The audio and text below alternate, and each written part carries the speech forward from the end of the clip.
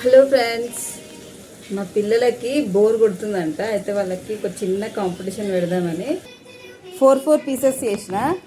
అవి ఎవరు ఫస్ట్ తింటే వాళ్ళకి చిన్న గిఫ్ట్ ఇస్తాను. బోర్ వస్తుంది అంటున్నారు కదా, ఇది ఒకసారి ట్రై చేయండి.